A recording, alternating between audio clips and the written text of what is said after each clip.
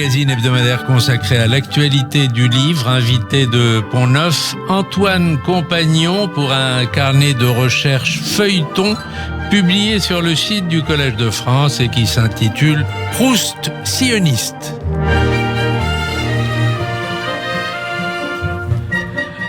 Antoine Compagnon, bonjour. Bonjour. Merci d'être avec nous. Vous êtes membre du Collège de France où vous occupez la chaire de littérature française moderne et contemporaine. Vous êtes l'auteur d'un livre important qui a fait date, Les Anti-modernes, et un livre récemment qui s'appelle Un été avec Montaigne. On dira peut-être un mot, si on en a le temps, de Montaigne et Proust, parce que vous faites le rapprochement à un moment donné. Alors, on sait que la mère de Proust était une juive alsacienne, que la famille était passablement assimilée. On savait qu'un de ses cousins, Bergson, auquel Marcel Proust était très attaché, s'était éloigné de son judaïsme. Mais on ne sait pas toujours qu'un autre oncle de Madame Proust est un des fondateurs de l'Alliance israélite universelle, qui a présidé aussi le consistoire israélite et qui n'est autre que Adolphe Crémieux. Vous parlez de Benjamin Crémieux dans le livre. On va aussi en dire un mot. On ne va pas vous demander, Antoine Compagnon, ce que vous avez fait pendant le confinement. On le sait, vous vous êtes lancé dans une aventure très originale, tenir donc un feuilleton toutes les semaines sur ce thème inattendu, Proust sioniste. D'où est venue chez vous l'idée d'associer Proust au sionisme ? J'avais fait des travaux il y a déjà assez longtemps sur les intellectuels français et le sionisme, notamment à l'occasion d'un colloque qui avait eu lieu à l'université de Tel Aviv, je crois il y a 12 ans, entre 12 ans et 15 ans. Et donc je m'étais intéressé à ce milieu des intellectuels français, de la revue Palestine notamment. Et ce qui m'a intéressé là, c'est d'étudier la manière dont Proust avait été lu dans la communauté juive en France. Je dirais la première réception de Proust dans les années 20. Et bon, c'était lié au constat que beaucoup de ces jeunes juifs français, qui par ailleurs étaient curieux du sionisme, était également enthousiaste de Proust. Autrement dit, ça permettait de contredire ce grief qui est fait souvent aujourd'hui à la recherche du temps perdu, de présenter un certain nombre de caricatures de juifs qu'on pourrait qualifier d'antisémites. C'est ce qui se fait beaucoup aujourd'hui. Alors, effectivement, vous n'avez pas fait une recherche sur Proust et le sionisme, mais sur la manière dont les jeunes sionistes en France se sont reconnus dans Proust. On va en parler, mais un mot d'abord sur le site du Collège de France. En présentant votre projet, vous publiez un dessin de Proust intitulé « Jérusalem », en deux mots d'ailleurs, Jérusalem, et dit deux fois, Jérusalem, Jérusalem. On peut savoir d'où sort ce dessin ? Malheureusement, on ne sait pas, on n'en sait rien. Ce dessin, on pourrait soupçonner que c'est une référence à un air d'opéra, puisque souvent, on s'en souvient, dans Combray, dans le premier volume du côté de chez Swann, de la recherche du temps perdu, il y a ces airs d'opéra qui sont chantés par le grand-père du narrateur, lorsque le narrateur fait venir au domicile familial ses camarades et que son grand-père reconnaît chez ses camarades des enfants d'origine juive, plus ou moins assimilés et plus ou moins dissimulant leurs origines. Non, malheureusement, je n'ai pas d'interprétation de ce Jérusalem. Sinon, je dis la petite intuition qu'il pourrait s'agir d'un air d'opéra. Alors, il faut dire que Proust et Théodore Herzl, le fondateur du sionisme moderne, ne se sont pas connus, même s'ils auraient pu se croiser justement sur les escaliers de l'opéra ou de la comédie française, puisque Herzl était correspondant chargé de la chronique théâtrale et Proust, je crois qu'il était habitué, en tout cas pendant une période, de la comédie française. Et en même temps, il y a cette digression célèbre sur le sionisme dans Sodome et Gomorrhe, pas vraiment appuyé, mais il évoque le site d'apostolat. Comme d'autres prêchent le sionisme, le refus du service militaire, le saint-simonisme, le végétarisme ou l'anarchie, c'est une manière un peu de banaliser le sionisme. Absolument. Il y a très peu de références au sionisme dans la recherche du temps perdu. Il y a celle-là, dans Sodome et Gomorrhe 1, qui convient donc dans cette comparaison des invertis et des juifs, qui est le fil conducteur de Sodome et Gomorrhe 1. Et le sionisme est donc associé, j'ai envie de dire, un peu à une mode, à une vogue et à une lubie comme il y en a eu au cours du XIXe siècle. Et donc, ce n'est pas très élogieux à l'égard du sionisme. Mais par ailleurs, il y a une référence à ce que Proust appelle le patriotisme juif, que je cite aussi. Et le patriotisme, ça c'est une référence élogieuse, ce patriotisme juif qui revient toujours, et notamment dans le cas de l'affaire Dreyfus. Et le patriotisme juif, dans ces années d'écriture de la recherche du temps perdu, c'est un quasi-synonyme du sionisme. Donc, oui, on ne peut pas dire que Proust soit sioniste au sens propre. Il n'y a aucune affinité de Proust pour le sionisme, mais il y a chez Proust la reconnaissance de ce qu'il appelle le patriotisme juif dans les moments de tragédie, de persécution. Et c'est ce qui est arrivé, puisque Proust a été, comme il le dit, l'un des premiers Dreyfusards. La question que vous posez, en fait, est celle, c'est en ça que je trouve passionnant votre thèse, c'est celle de savoir comment l'œuvre de Proust donc a été lue par la communauté juive dans les années 20, avant et après le prix Goncourt. C'est un work in progress. Vous avez abordé les choses comme ça. Vous ne saviez pas encore à quoi allait aboutir votre projet, mais ce qui court finalement comme un fil rouge dans le livre, c'est que d'une certaine manière, tous ces jeunes sionistes de l'époque lisaient Proust et appréciaient Proust parce que il leur donnait des arguments contre l'assimilation, contre le judaïsme un peu tiède, ou le franco-judaïsme un peu tiède qui était en vigueur à l'époque, et en quoi vous montrez, c'est ce que je trouve vraiment très intéressant dans votre thèse, que le sionisme, au fond, à l'époque, était un anticonformisme. Absolument. Absolument. Non, ce qui m'a frappé, je dirais, au point de départ, c'est qu'à la mort de Proust, en 1922, en novembre 1922, il y a des nécrologies dans les revues sionistes, et des nécrologies abondantes, puisqu'il y a une nécrologie d'André Speer, l'un des premiers sionistes français, dans le Jewish Chronicle de Londres, qui est le principal hebdomadaire sioniste en langue anglaise du moment. Donc là, il y a toute une page sur Proust, et cet article est repris dans la presse de la communauté juive de la diaspora, puisqu'il est repris dans beaucoup de publications aux États-Unis d'Amérique, notamment.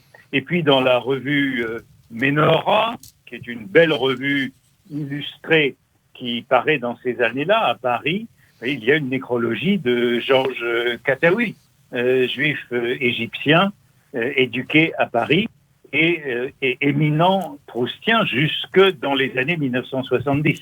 Donc, dès le départ, ces jeunes sionistes se reconnaissent en Proust, alors que dans la presse de la communauté juive française, la presse qui est plus institutionnelle, plus oui, l'univers israélite ou les archives israélites, il n'y a pas un mot. Ou les archives, il n'en est pas question. Voilà. Il n'en est pas question.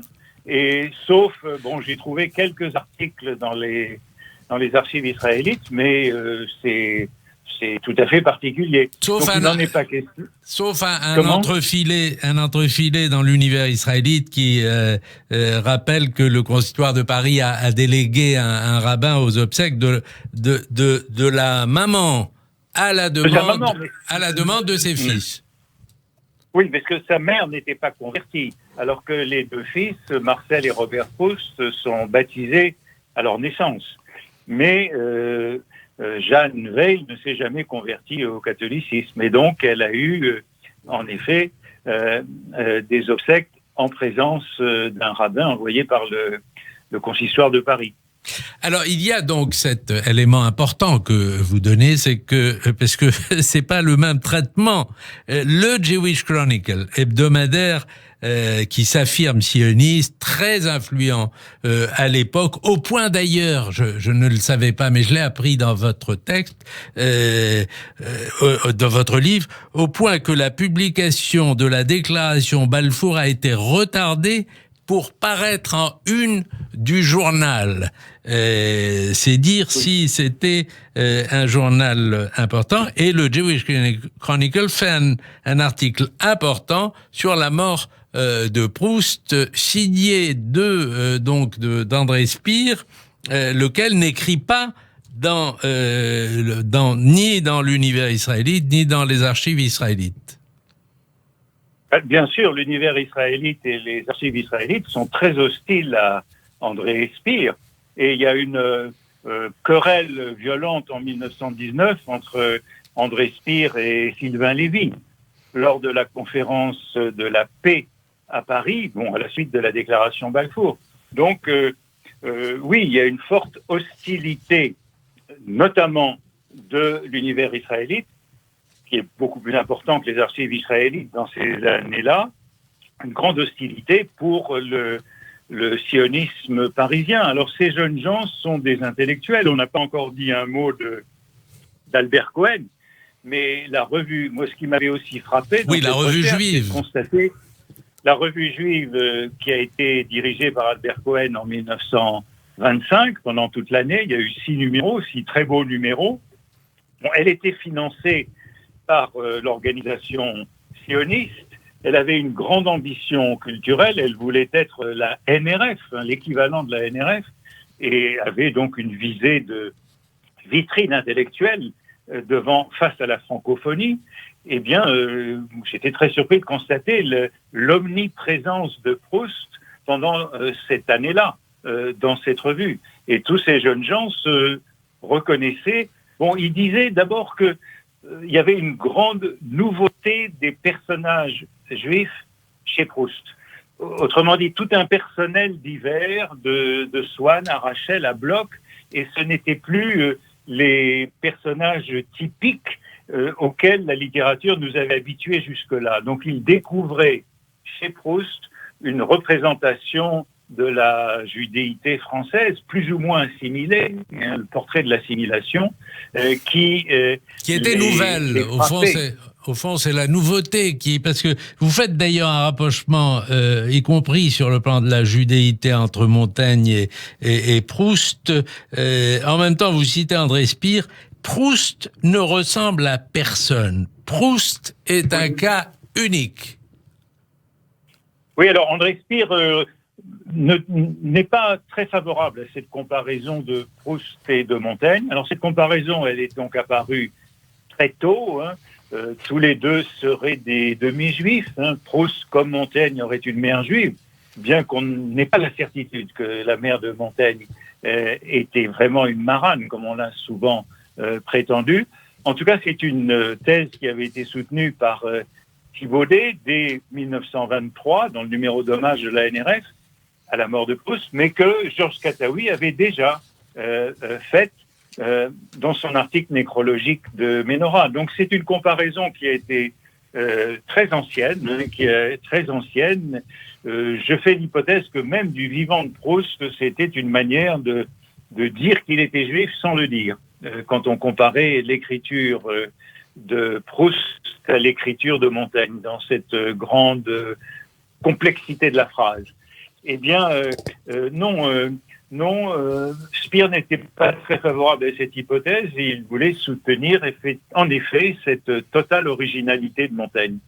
Encore un mot sur le Zohar et après on reviendra au sionisme, parce qu'il y a une note dans le plan de son roman à venir où il note voir Zohar. Est-ce que ça vous en parlez dans votre livre, est-ce que ça vous paraît plausible qu'il ait pu lire le Zohar, que Proust ait pu lire le Zohar? Écoutez, certains font cette hypothèse, elle me paraît assez peu plausible. Oui. C'est bien mon avis aussi. Parce qu'il y a peu d'évocation de la Bible. Il n'est pas très familier de la Bible, donc aller au Zohar directement, à la littérature mystique, remarquez peut-être qu'il a pu être intéressé par ça. Mais il n'a pas eu d'éducation juive du tout. Non. Il n'est pas du tout familier de tout ce qui est judaïsme post-biblique. Et donc, ça s'arrête à la Bible. Et du Talmud ou du Zohar, il est très difficile d'imaginer qu'il ait la moindre connaissance. Et pourtant, cette comparaison a été souvent faite. Moi, je ne suis pas hostile, mais je demande à avoir des preuves. Je demande à être convaincu. Pour le moment, je n'en connais pas.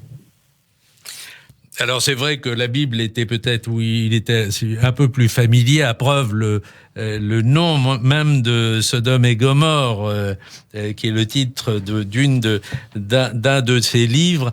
Alors le feuilleton se termine sur un coup de théâtre. Vous avez retrouvé la lettre originale où on retrouve la phrase que tous les proustiens se transmettent et qui figure en ouverture de votre livre. Il n'y a plus personne, pas même moi, puisque je ne puis me lever, qui aille visiter le long de la rue du Repos le petit cimetière juif où mon grand-père, suivant le rite qu'il n'avait jamais compris, allait tous les ans poser un caillou sur la tombe de ses parents. Alors, c'est donc cette tradition qui consiste à mettre un caillou sur la tombe d'un parent disparu, et Proust évoque cette tradition à propos de son grand-père. Oui, alors il dit qu'il allait avec son grand-père, donc c'était dans le carré juif du Père Lachaise. Et où il est enterré aujourd'hui. Où il est enterré aujourd'hui. Oui, mais il est enterré dans une autre division. Il est très loin de cette division israélite du Père Lachaise. Mais il y a là le caveau familial, qui est le caveau de son arrière-grand-père, Baruch Weil, et où la plupart des enfants de Baruch Weil et de leurs conjoints sont également enterrés. Donc il y a là le grand-père de Proust et son propre père. Et en effet, Proust évoque cette tradition et il a accompagné donc son grand-père dans ce cimetière. Et cette lettre, elle est répétée, cette phrase que vous venez de citer, elle est répétée précisément par tout le monde depuis 1923.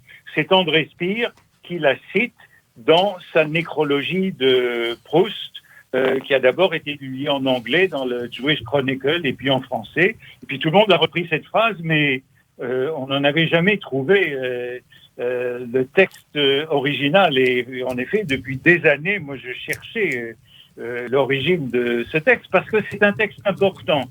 C'est un texte qui nous montre un Proust qui est familier d'un rite important du judaïsme et qui s'en souvient à la fin de sa vie et qui le rattache à son arrière-grand-père, à une longue tradition, c'est-à-dire à celui qui est venu d'Alsace à Paris, qui a réussi, puisqu'il a été un membre du consistoire de Paris. Donc c'est une phrase qui, à mes yeux, compte beaucoup et qui nous dit quel est le rapport de Proust avec le judaïsme. Et souvent, vous savez, on a beaucoup de chance dans la recherche, on réveille les choses. Et donc, quelqu'un m'a apporté la lettre après avoir su que je m'y intéressais et que je cherchais depuis des années. Donc maintenant, je la connais et je la publierai dans le bulletin d'information proustienne à l'automne, avec beaucoup de reconnaissance pour ceux et celles qui m'ont permis de la connaître. Et je ne peux pas dire pour le moment qui était le destinataire, mais ceux qui le liront à l'automne, je crois, seront très intéressés de savoir qui était ce destinataire. Alors j'espère surtout que le livre sera publié à la rentrée, parce que pour l'instant vous l'avez, moi je regrette, je l'ai découvert à la fin du confinement, mais j'ai tout lu et c'est passionnant, donc évidemment ce serait bien, et j'espère que vous avez en tête de le publier.